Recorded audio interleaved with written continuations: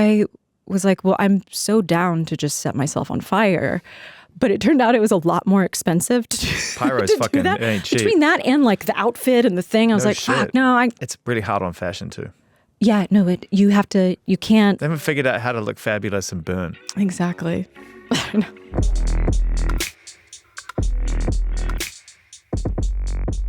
Really can't wait to talk about this music. But how are you today? I mean, let's start there. Let's just talk about the present moment. I mean, the album's not out yet, and yet everyone who is talking to you has listened to it, so it's starting to share first opinions and give you, a take on what they feel it's about, this. What are you learning about the record through other people's eyes and ears right now? The Germans are always my litmus test of whether or not a record is So right. kind of. By the way, if anyone has a spare 5 minutes, go and look at YouTube videos of German interviewers talking to bands. And so your new album, Trent, is very disappointing. So upfront. The new album is not good. I did not like it as much as your last one. Why? Confused. Not all bad, but some bad. But very bad in some cases. So It's so true. so I mean, if the Germans are any barometer, it's like, oh no, I think people are digging it, which is. I feel like New Zealanders are on the other end of the spectrum, and we're just like, fucking St. Vincent's back and his shit's off the fucking hook. We'll take your effusiveness any day. Trust me. It's, I'm here for effusiveness. That's what I do. But interestingly, beyond just the benchmark observations, are things surprising you? Are some of the details and nuances people are picking up on some of the songs, or perhaps what people are taking from it that may even just surprise you a little bit? Yeah, I mean, I feel very much like listeners complete the song, and of course, I'm always writing records that are about exactly what is going on in my life at the time. And they're all intensely personal. But at the end of the day, I'm like, I don't want to explain what it's about, or it doesn't matter what I was going through in so many ways. Not because, my life doesn't matter or anything like that, but because me as a fan, when I love something, it's like, no, I don't care what the artist was going through. You need some space to figure it out for yourself. Yeah, but I also I genuinely don't care if the artist was going through heartbreak or lost their dog or whatever. I just know that when I love a song, it's mine. This is such an interesting place for us to begin, because I was having this conversation with Ariana Grande the other day about this album that she's made through the lens of this movie, Eternal Sunshine. And it's clearly an album that talks about losing love, finding love, sort of trying to replace bad memories with new memories. And so you can feel the concept rolling through the record. The reason I bring it into our conversation is because we were talking about how challenging it can be making something personal and knowing it doesn't sit in the record, stay in the record. It just then becomes something everybody wants to pull apart and talk about like it's a life conversation that should be had by everyone who doesn't know. Do you know what I mean? Yeah. And I would hate that to get in the way of the art, but you've got the right idea. But I think somewhere along the line, we have crossed a line where people think that because a song is about something, we should just talk about it eternally through the personal filter. Yeah, but also I think, songs are Rorschach tests for the listener. It's about whatever the listener brings to it. Yeah, that's true. And that's the beautiful generative thing of music, is that it's, it might start here, but it blooms into infinite fractal moments for other people. So I think this must be about this, and let's connect all the dots, to the artist's life. I think that's just, I don't know, Comes maybe with the territory. Comes with the territory, or maybe as a sign of the times a little bit. But I think ultimately, if the work is great, you kind of don't even need a backstory. But we're going to get one, a little bit one today. I hate to break it to you, that's why you're here. So let's talk about where it started. Let's talk about where this album started for you, because I'm interested. I don't always ask this question. It seems like an obvious one for everybody, but I only really ask it when I feel that there has to be purpose, real purpose, and it's not just like, let's get in the studio and look around. I feel like for you to go in there and decide, I'm going to produce this record, I'm going to pick my collaborators and my friends really carefully, and I'm going to go and I'm going to mine something here and I'm going to bring it out. So let's just start where it started for you, and what the feeling was like when you knew, okay, the stirring is too great. I gotta get to work. I think the record for me started with being in my studio and, first of all, building a studio that was really mine. That was like, this is a legit studio. This isn't just, a little laptop and a bunch of a wires. dorm room, Yeah. Building a real studio. If you build it, they will come. Yeah. And or no one did, as the case may be, and you sat in there on your own the whole time. Eventually they did. Eventually I invited them in and thank God for it. But a lot of the records started with me in my studio, setting up my modulars, setting up my drum machines, putting all those things through a mixer, and making post-industrial dance music for myself, by myself, at like 8 a.m. Like Amazing. coffee, microdose, post-industrial dance music, right? And I think the ethos behind that was, of course, love plugins, love technology, blah, blah, blah, but everything had to start with electricity going into unique circuitry and making sounds that you could never replicate exactly again. So that's life itself. You're like harnessing chaos. And again, with modulars, for anybody who knows this world, drum machines, like you can if it's analog, you can sort of get it back. You can no, not really. No. It's never going to be exactly what it was. So programming a lot of stuff and going, let me see where the sound takes me. And sound has meaning, sound is intention, recognizing that sound as hidden intention in an oblique strategy sort of way. And then going through those endless jams and being like, well, most of this is probably not listenable for anyone but me, but these 4 seconds, they sound like a song. So like Broken Man, for example, was, doom, doom, boom, doom, doom, and you're like, all right, boom, like, okay, canvas. That's a song. Yeah. I can build something and around that. And that came out of just letting it, just jamming through these, to your point, through these circuit boards. I have this theory that the 80s is just the most inventive, innovative time for music because no one knew how to use the new tools. Yeah. So everyone was just like, you're like, oh, that sounds great. What do we do with it? I don't know, doo-doo, and then someone goes, I sing like this now, I sing like this now. And it was very weird. Yes, and it's like, number 1, top of the pops, Spandau Ballet. It's like, what the fuck? Flock of seagulls. That's the weirdest time ever. And to your point, I do use an orchestra hit. A few of them on this record. It's so great. And so I think to be able to go, and that's why when I talk to an artist who comes at it from this perspective, I realize that their curiosity has been piqued in ways that they're learning things they never learned before, and in a way they're speaking a language they couldn't speak before. They're learning how to speak the language of the circuitry. I'll quote Miles Davis and just say, like, an artist's greatest goal is to sound like themselves. I probably botched his expression, but more or less, that's what we're aiming for. Like, you want to know that you hear one note of Ella Fitzgerald sing and you're like, that's Ella Fitzgerald. Damn, we know, because that's it, right? Like, that's the DNA, that's the arc, that's the truth.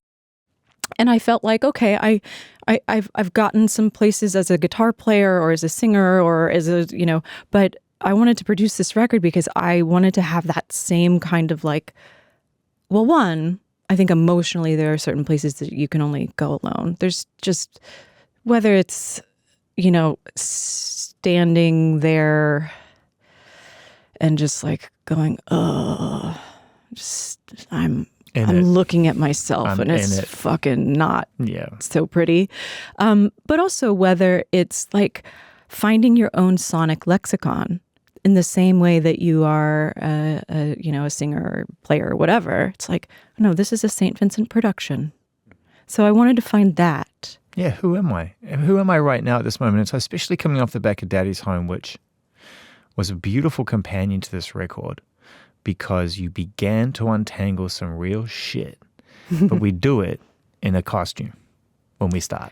You know? It was an interesting like Freudian exercise to be Yeah. like, I know I'll become the thing that my father loved. And also talk about him and all these things that are going on. And deal with the trauma. Yeah, totally. yeah, if I had to do over again, I might not have been so autobiographical on. Really?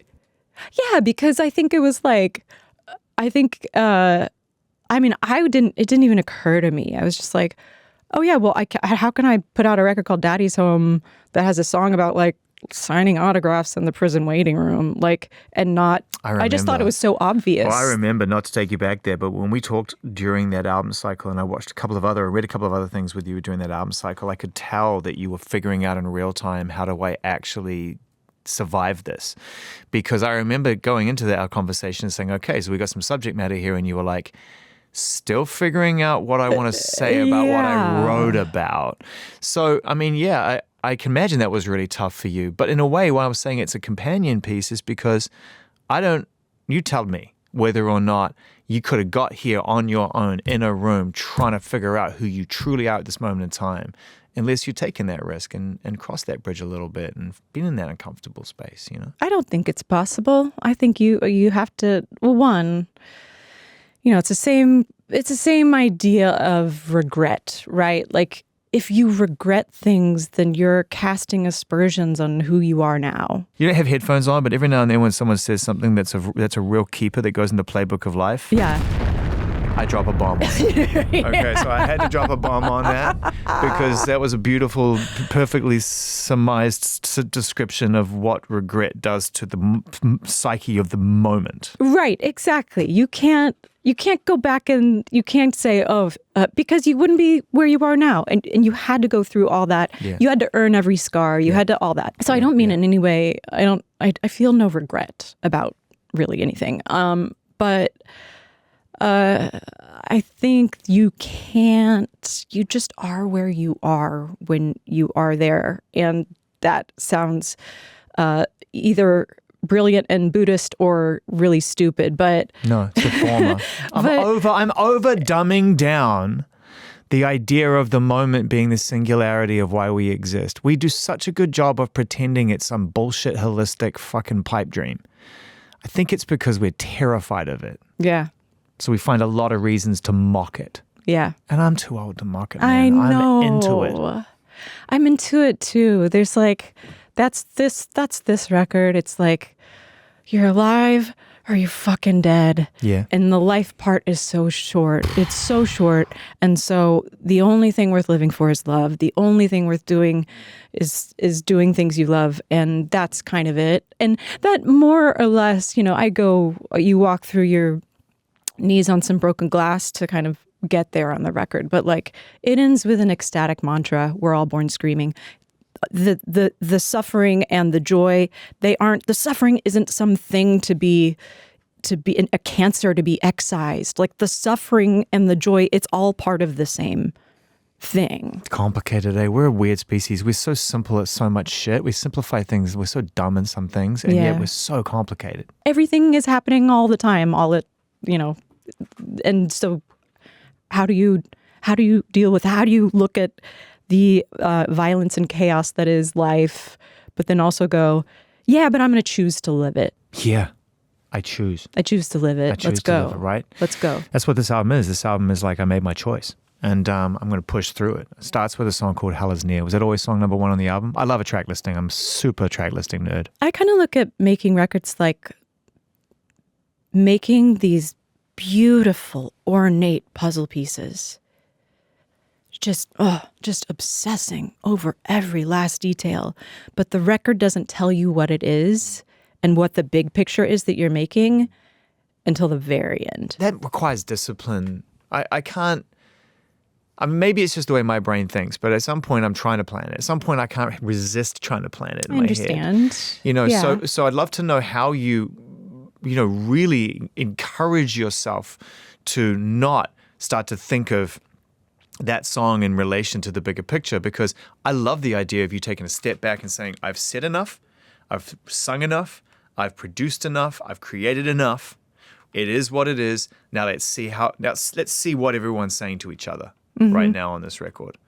But to do that effectively, you really have to be disciplined, right? You really have to be like, that doesn't talk to that until the time is right. Stay away from each other. Yeah, well, I think if you do the work on the songs and the songs are correct, and, I don't mean correct in any, I just mean correct in whatever. For themselves, yeah. The sort of artistic compass that you hone yourself. It's only, this feeling that you yourself know. If you get the songs there, then you're going to realize like, oh, there's streams and there's threads, and I didn't even realize, but this is a motif here and this is a motif here. Some of that work, as long as you're just like approaching it with a pure heart, does it for you without having to intellectualize it. Yeah, intellectualization. I know, dancing about architecture, I'm very aware my job is somewhat irrelevant, but I feel that in going through this motion of talking to people about the music that they make, I have learned that to your point, that process of trying to take yourself out of it is kind of where the joy is, as much as you can. Do you know what I mean? And yet you are in this music. Like, to me, it's one of the most, and I think I said this to you on the day I heard it, it's like the most powerful performance album you've ever done, I think. Oh, thank you. I really feel that. I feel it. What do you feel when I say something like that? Do you agree? Do you hear yourself finding places you've never been before? Was it shocking to you sometimes what came out when you were trying to sing these songs? It's all labored over in a fun way, in a stressful way, in a liberating way, all the ways. And music to me, rather than becoming more understandable as I go on, becomes more bizarre and magical and mystical in ways that I can't really even talk about, right? But all I know is there's some songs that, you maybe have to wrestle them to the ground and grab them by the neck and just, you're that. But then there's other stuff that just, it's almost like Indiana Jones in the Temple of Doom. I like this. You know what I mean?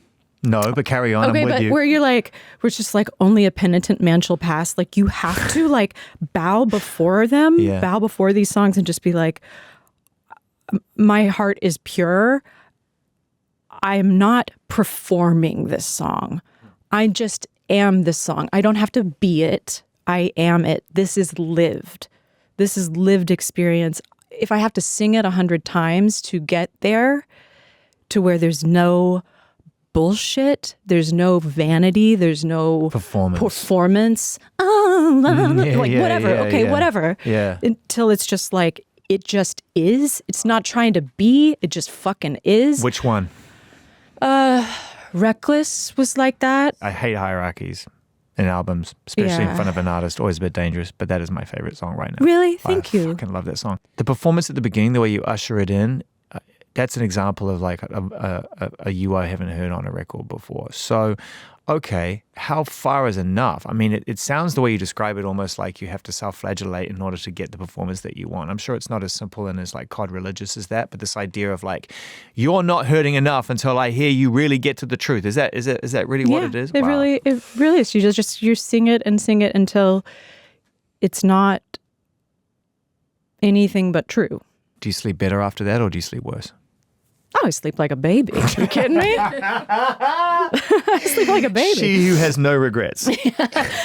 Yeah, I haven't really talked about this, but I really want to give props to someone who became a friend during the making of this record, and also like kind of was an angel on my shoulder. Steve McQueen, the filmmaker. I'm not even sure how we became friends, but we just started talking on the phone like once every couple months. We just talked about art, talked about life, talked about art. And he was really a person who just constantly reminded me, like, go deeper. The only thing is love. Go for it, go for it, go for it. And I don't say that in sort of like a name-droppy way. He just appeared in my life at a very crucial time and was sort of like a real angel in the making of this. When someone comes into your life, and this has happened to me before as well, and you described it really nicely, like almost like sort of like an angel, like, and when you say that, I always think like in my life, it's people who just, there's no rhyme or reason why they're there, but then they very clearly present that purpose. So without being very micro about it, what really was let's go a little bit deeper then. What was the beginning of this record? Not the sitting down and plugging in and listening to the circuitry. What was going on that you're comfortable talking about that really ultimately bore fruit on this record with the help of whoever came into your life to help you have the courage to do it? I think it was just loss of people I love and loved. I think that was really it, where, loss like that is very clarifying in certain ways. Because you just know what matters and then you know what doesn't matter. And you can just see things very clearly for a time. For a time, beautifully put. Yeah. You know, the further you get from it, sometimes you still get lost in life will just the ephemera and the bullshit, whatever. Yeah. But it's lovely that you pointed that out. I mean, we all have this idea in our head that it's going to be this never-ending sort of story of growth and holistic healing. But man, it's okay for a time. Yeah, that just clarifies what you should talk about. Really, like when the world is ending, like, I don't know. I'm not going to tell people to get up and dance. I mean, maybe the song grooves, but like I just had to kind of look at it. Just really look at it. Look at life. It's a tough bridge. I think a lot of people try to cross it. A lot of us, I mean, we're all people. A lot of us try to cross it, and we stop like a third of the way over, and we go, no, I don't want to stare at this. I'm good. I need a drink. Yeah. Or I need a joint. Or I need something else because I'm going back there. Yeah. Right? And one thing I've learned is you can't go back there. The only way is forward. That's the only way. Is that what this album represents to you really when you think about it? It's just like a hard push forward. Does feel like can't go over it, can't go around it. Gotta go through it. Gotta run straight through it. Yeah. So is it an enjoyable album for you to think about listening to, given what it represents to you? I love listening to it. Yeah, I love this record so much. I think every time you put out a record, you think, this is my best. This is my best one. This is your best. But I think this is my best one. And I don't know why. I feel that this feels the most.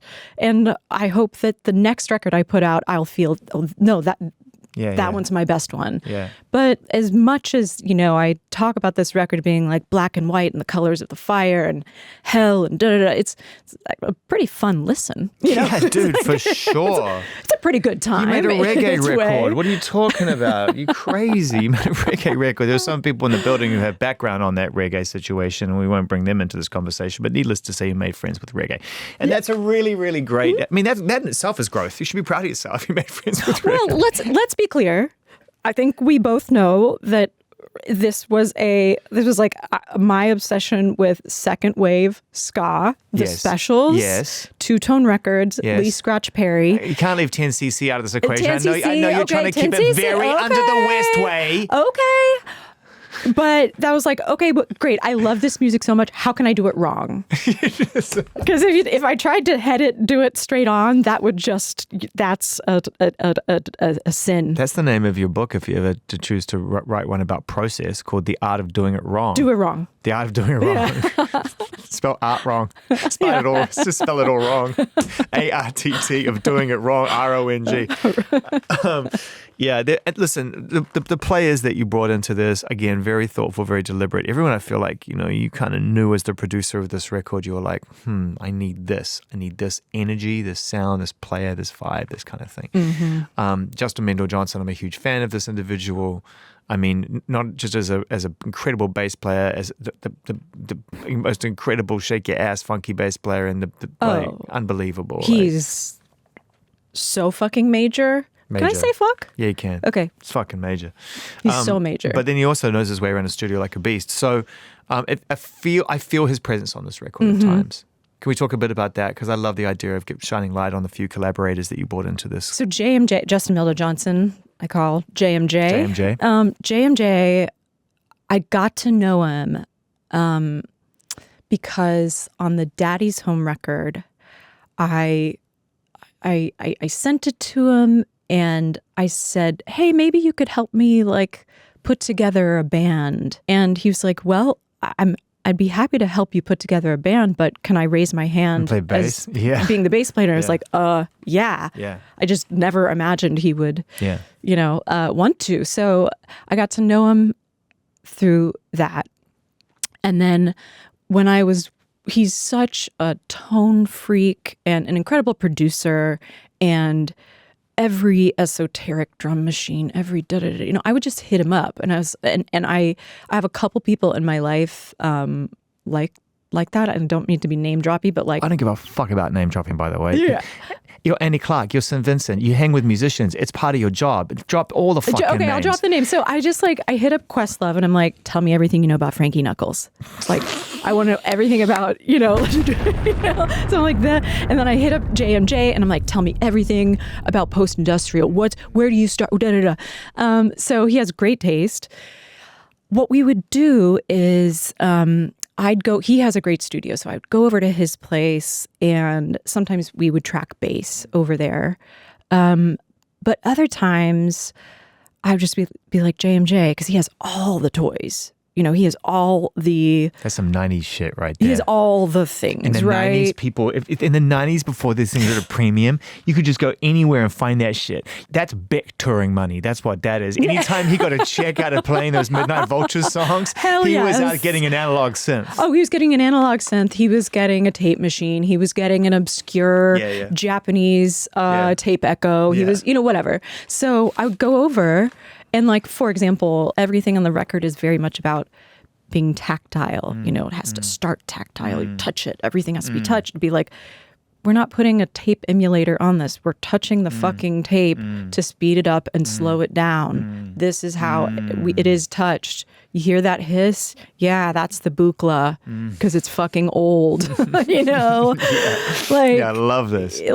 This is fun too, by the way. It's fun. Yeah, and it's chaos. Yeah, and you're harnessing chaos. Yeah, and you're like making sense and order out of chaos, and that's life. So I love it. It's a scene. It should be a scene. You should call it a scene. Everyone should have a scene in their life. You have your own scene. You got people you can call up and say, hey man, we're in a scene together. I need some advice. Or can you tell me about this era of music that you know better than I do, and just point me in the right direction, because I want to be super authentic about it. Yeah. Fucking we got so obsessed with we're not a scene. I'm not in a scene. I would fucking love to be in that scene. In fact, I am in that scene. You're you can call in that me scene. anytime. Ask me about obscure New Zealand Flying Nun records. I'll hit you up. Absolutely. Truly. Who sang on the record with you? Anybody? I sang all of it except for my friend Kate LeBon, who is my favorite modern songwriter. Singer? And your favorite singer? Really? I love her voice. Yeah. I do. I love her voice, but also she's exquisite taste. She builds worlds with her records. She's an incredible producer in her own right.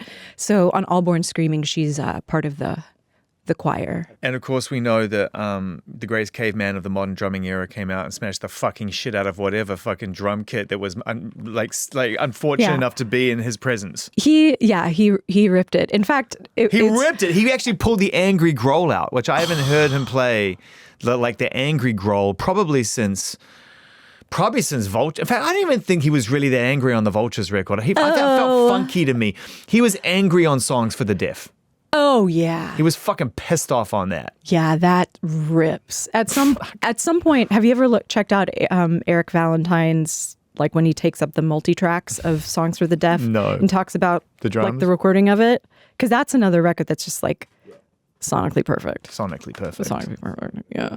rips. I just remember hearing the actual song for the Dead song for the first time when it just goes double time at the end and Dave just starts going, actually fucking losing his mind. It's like, I don't think this guy's going to come back down. I think he spiraled off into space. He belongs to like the fucking universe now. He's the best. But also he's the best because he's a great songwriter. So even if he's bringing like massive, fucked up, thunder, he's serving the song. He's serving the song. He's just like taking a song and being like, okay, it was at a 9. It was really good. Now it's at a 23. Look at the education he had in the short amount of time he was with Nirvana. He got to play Scentless Apprentice, but he also got to play Unplugged with those brushes, with that great story about Kurt, like softer. And he's like, dude. Yeah. Kurt's like, please play soft. He's like, dude, I'm letting the stick leave my fingers. I'm not even using my wrists. And they had to get brushes. And then they were like, what are these? And the engineer was like, these are drum brushes, guys. He's like, these sound amazing. He'd never used them. Well, he told me the story back, it was like in 2014 when I helped induct Nirvana into the Rock and Roll Hall of Fame. He told me the story of how he learned to drum. And he loved drumming so much, but he didn't have a drum kit yet, grew up poor and stuff. So he'd started playing on the bed with baseball bats. So like that's part of like how he got. Yes. Do you know why he's Dave Grohl and I'm not? Because I learned how to drum and I can drum, but I learned how to drum with chopsticks and a phone book. There you go. So I mean, there's a difference between baseball bats in a bed and chopsticks, and it says a lot about us, I think. Yeah, you got to start with a couple Louisville Sluggers. Who fucking hits with baseball bats? Dave Grohl, my friend. I love the fact that you're able to move with freedom and confidence now. And put a record out and tour it and build around it and know that your audience love you and that it's there for you. I know you don't take that for granted. It's hard to build an audience now. It gets tougher to do that, I think. When does the audience start to play a part in your life again? Once the album is done? When you start thinking about touring? Or? When I'm making records, besides going, ooh, this one will be really fun to play live or something like that, I'm never reverse engineering songs to go, what will people like? Let me become that thing. I can't because it makes me tired, one, and nothing good ever comes of it, personally. I don't think it's what we want from you, I don't think that's what we want from any artist. Am I crazy? Tell me I'm wrong. I might be wrong. There is a territorial nature or an ownership that comes from being a certain point in your life when you discover music and you feel like you're close to the art, really close to the art, and it's defining your identity. Hard not to have a little bit of ownership over it at that moment. And I think it comes with time and it comes with trust and it comes with a lot of music. And then you're like, oh, I trust you. Like, I trust you, Radiohead, but I can't tell you that there wasn't a moment where I was like, where's my OK Computer Mark II, bro? Like, yeah. Do you know what I mean? Yeah, for sure. Honestly, just being honest. Yeah. It's like I look back on it now and I'm like, thank God you didn't do that. I know. And I mean, I'm an In Rainbows girl, but yeah. But yeah. I want to talk about who you've become outside of the studio and how you relate to this kind of, and I'm going to use this word really carefully and I hope you take it the right way, but there's an iconic nature to what you've built from who you are and who you become when you are St. Vincent. Do you see a separation between the two? Do you put on the cape and do you have to put on the St. Vincent, I'm St. Vincent right now? I know even this is your most honest record or potentially most honest or like personal record in producing yourself, but you do lean into character exercises in a way when you perform live. I love that side of what you do, the theatricality of it. Is there can you separate the two or do you not see any separation? I think for a few records, I was very interested in the idea of persona. I was interested in deconstructing that, and I was interested in this idea. I mean, my friend Carrie and I made a whole film about this idea of like authenticity, and like people who peddle authenticity and you're like, but you're a liar. Like, what? Okay. Yeah. The people who are selling you the truth are fucking charlatans half the time. So you're like, okay. Yeah. So how do we deconstruct that? And Spinal Tap of truth. Right. Exactly. I mean, 6 people saw it, and that's totally fine. And but I was interested in that, right? Because as a person and a queer person in the world, I know how to fucking code switch. I learned that real young. So this idea of persona and character and all of that, that's not put on. That is how one learns to live and survive. I was going to say, was that survival? Absolutely. So Do I play with it in my art? Absolutely, I do. Yeah.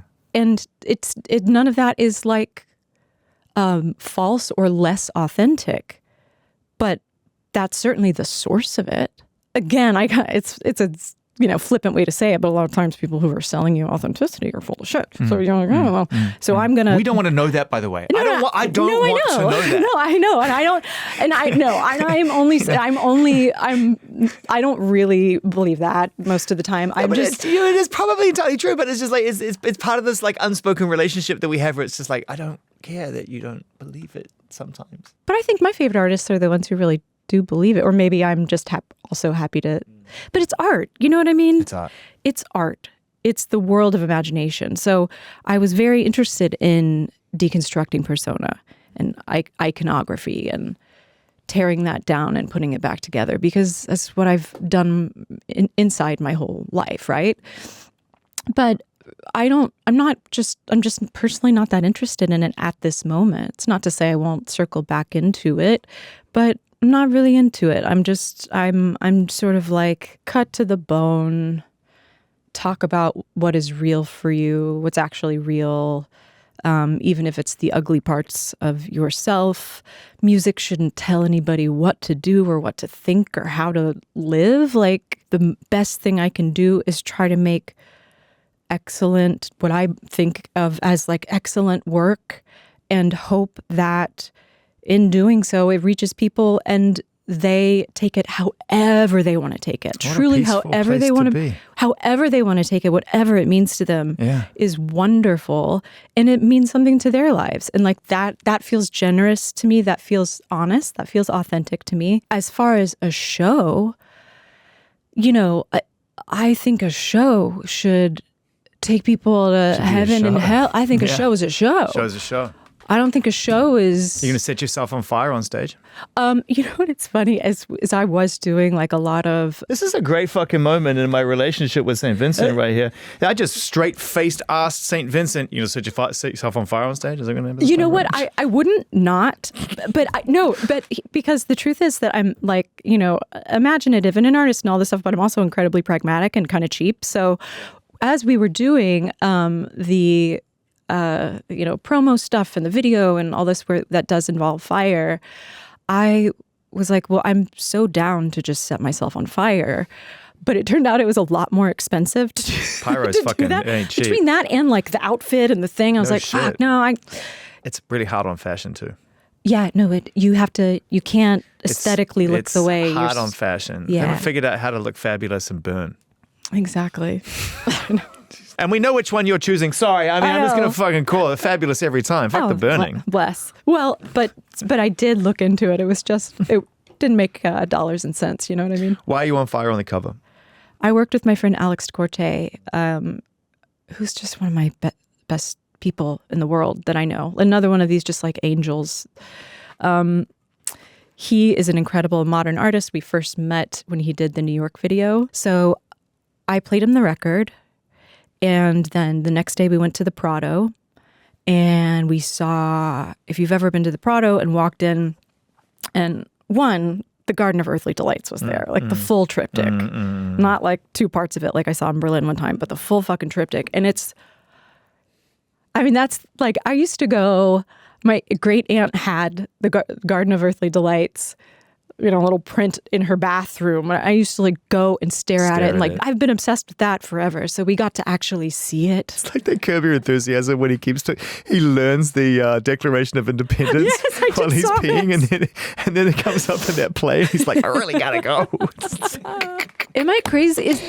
I think Larry David's right most of the time, right? Unfortunately so, because he's the most unlikable human on the planet. So you want to talk about a Rorschach test on human beings. The fact that we're finding this funny and remotely relatable says an enormous amount about us. I know. I'm like, he's kind of right about 99% of the time. That's the genius of what he does it, right? Is because he roots it in a factual situation, but then he takes it to the most mind fucking crunching, destructive, high frequency shit. My favorite part of that show is Susie Essman's costume design. Catch Me Caftan? Are you kidding me? Catch Me Captain. What about when she's there, when she's got that outfit when she's looking at the billboard for the first time? It's just all kinds of snakeskin. It's like 8 different versions of snakeskin. Because we know that lady, right? Like we know her. I love it so much. I mean, it's like the boots are not matching the fucking trousers, and it's like she went to different snakeskin distributors and got different types of snakeskin. Oh, she's so good, and how she goes from 0 to 100. Go fuck yourself, Back to 0, which is so good. My favorite, the one that she does every now and then, well, she'll just be like, "Hi, Larry, what the fuck is wrong with you? Okay, bye, Larry, call me," and then she brings it back to like we're friends again. So good. The little secret, I love her so much. Secret third. I derailed us, but I'd like to bring us home. I was more than land happy the plane. to derail. Let's land the plane. Let's land this plane. Come on. So Alex and I, we're at the Prado in Madrid, and we go see Goya's black paintings. And these are paintings that Goya had in his house. And you walk in, it gets like 15 degrees colder in this room. And it's fucking Saturn eating his sons with this crazy look in his eye. And it's like the witch's black mass. And it's just like... minimal light on these paintings, you're in it. It's ghoulish, hellish, black and white. And Alex and I just sort of looked at each other and we're like, yeah, like this. This is the energy. It's a little bit, I'd imagine you probably felt, and I'm just guessing based on what we talked about, that it maybe took you a little bit back to that 93rd take of Reckless, where you're like, okay, I'm in it. Yeah, we all know our own little private hells. But we get to be alive, so we got to do it. So why did you set yourself on fire within that inspired environment of infinite fucking violent darkness? If I discovered that in my brother's record collection at the age of 8, I would put it on and shit my pants. Thank you. That's the review. That's the closest thing to a German review you get out of me. Fire means a lot of things. I mean, it's phoenix from the ashes. It's self-immolation. It's this can't start a fire without a spark. The history of the idea of fire is obviously deep and mythological. I'm on fire in a black void. Listen to the album. It's coming out April 26th on Apple Music. Fun for the whole family. That's so true. I wish I still did voiceovers for like British terrestrial television. I would have rewritten the script on that one. I know. Are you looking for a dark void to set fire yourself to? My last question for you today is we were talking about the end of things, and you've stared at that for a while and made a record out of that experience and come to terms with it as a reality, because whatever comes next will be a whole different version of that. That's one thing we know about life. Right. What's your relationship like now with the future and how you move forward? And has it broadened your perspective of what's possible? Do you think you'll carry that reality with you? And has it altered the way that you approach? Like when you're young, you're younger. It's like it's ambitious. Everything's possible. Most of the time, you're not even really focusing enough to enjoy it. Right. So now that you've seen that it's precious and it is what it is, I guess my question to you, just today, not like next week, for a time, sure. What does the future feel like to you? What does life feel like to you, the remainder of your life? I think it feels like spending time with people I love and making work that I think is excellent. And that's kind of it. That's kind of it, Seems like a perfect equation to me. I'm super lucky to be whatever this is, 7 solo records in, and people care now more than they did, at the beginning. So, yeah. Thanks for coming in. You are a pleasure. Always, like a genuine one. Well, the best thing I can say, if you take this the way it's intended, is that I listened to the album multiple times and then decided to not prepare anything, because I just knew we would sit down and wherever it would go would be really, really interesting to me, and I would learn a bunch of stuff. So in many respects, I'm the synthesizer of this conversation, running questions through a circuit board with little to no algorithmic assistance. We've gone full circle. Goodbye.